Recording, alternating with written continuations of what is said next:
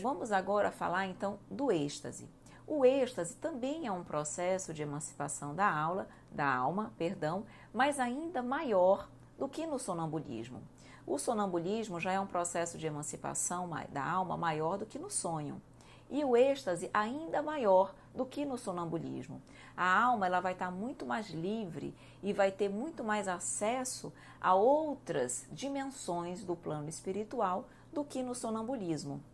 No sonambulismo, a alma ela fica mais próxima dos mundos terrenos. Claro, mundos terrenos a nível espiritual, os mundos mais próximos da Terra. Já no êxtase, não. A alma ela tem acesso a um mundo desconhecido, realmente o mundo dos espíritos etéreos.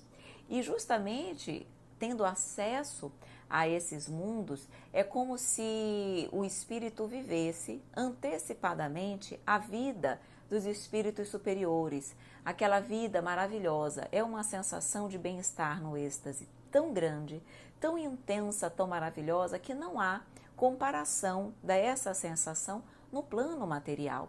Então eles ficam inebriados com as paisagens, com os lugares, com as emoções que eles experimentam, o êxtase, durante o processo do êxtase.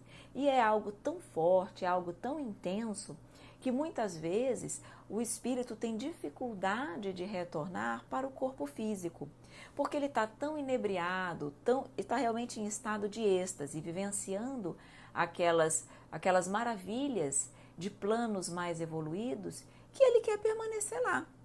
Ele não quer muitas vezes voltar. E é por isso que no êxtase, quando as pessoas estão num estado de êxtase, nos diz a doutrina espírita que nós devemos fazer o quê?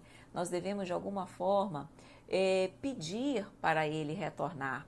Utilizar argumentos, por exemplo, situações e pessoas que são extremamente valorosos para ele, pessoas valorosas, situações valorosas, para que ele retorne. Porque senão ele fica tão preso às maravilhas que ele está vivenciando no estado de êxtase que ele não quer retornar. E ele fica, o desligamento é tão forte, a emancipação da alma é tão forte no processo de êxtase, que se ele realmente não tiver essa vontade de voltar, ele pode, inclusive, realmente desencarnar num processo de êxtase. Há, inclusive, no Livro dos Espíritos, ou na Revista Espírita, não me lembro bem, uma situação dessa, que é justamente de um músico chamado Pergolesi. Então ele teve acesso a um processo de êxtase, inicialmente inclusive ele compôs uma música durante esse processo, mas posteriormente ele ficou tão maravilhado com aquela situação que numa situação subsequente também de êxtase ele desencarnou. Então no processo de êxtase, o que caracteriza? O processo de emancipação da alma é muito maior, o espírito tem acesso a planos ainda mais evoluídos do que no processo de sonambulismo, e ele tem acesso realmente à vida dos espíritos evoluídos e superiores. E é justamente por isso que ele tem tanta dificuldade para voltar para o corpo físico durante o processo de emancipação.